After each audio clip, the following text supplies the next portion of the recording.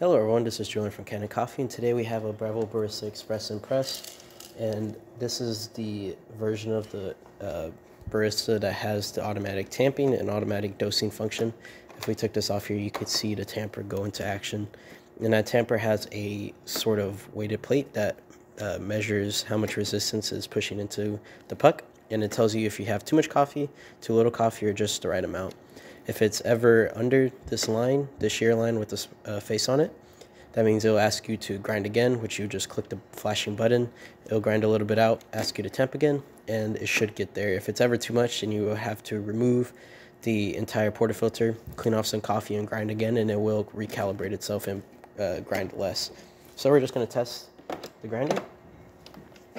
Now we did calibrate it to our type of beans and espresso level, which is usually around the 6 to 5 range, is a good starting point, and then going forward or backwards with the grind setting, depending on how quick the shot's coming out. But as you can see, right on the green line, which means we have a good amount of coffee in there.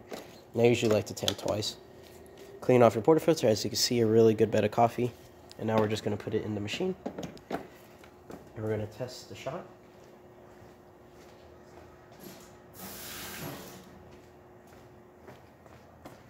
We're going to do a double.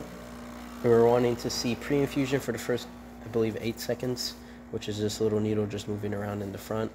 And then we're going to see a sporadic brew, as you can see. There you go. And now we're in the espresso range. Of course, if you want to go more into the 10 to 11 bars, you would just adjust the grind level. Right now we're at 6, which is a good starting point for espresso, but you could go 5.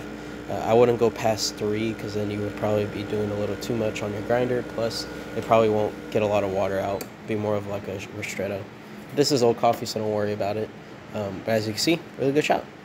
And now for the steaming function, after we take this off and clean it a little bit by just rinsing water through.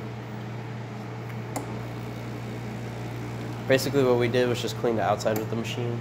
We tested the machine with the customer because they own a few dual boiler variants of this machine, and it does operate a little bit different than the single boiler ones. But as you can see, we're going to run the steaming function. It's going to shoot a little bit of water out the front through steam wand. I did deep clean the steam wand using Rinza, which is a milk product, or milk product, to just get rid of all the milk that was also inside and then also outside of the machine.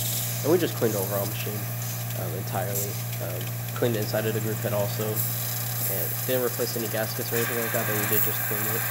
And steam's coming out, as you can see, working well, really good.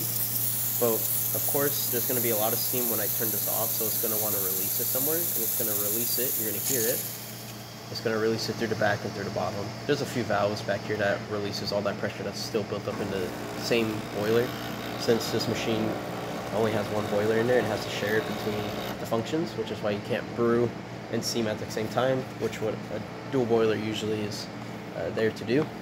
But it's going to release it all through the bottom, and then also the pulsating noise while you're steaming is just the water pump slowly giving water to this, because it doesn't need a lot of water. If it tried giving a lot of water to the boiler during steaming function, a lot of it would just not be able to cook in time, and so it gives it a little bit. But yeah, besides that, that's all the functions of this machine.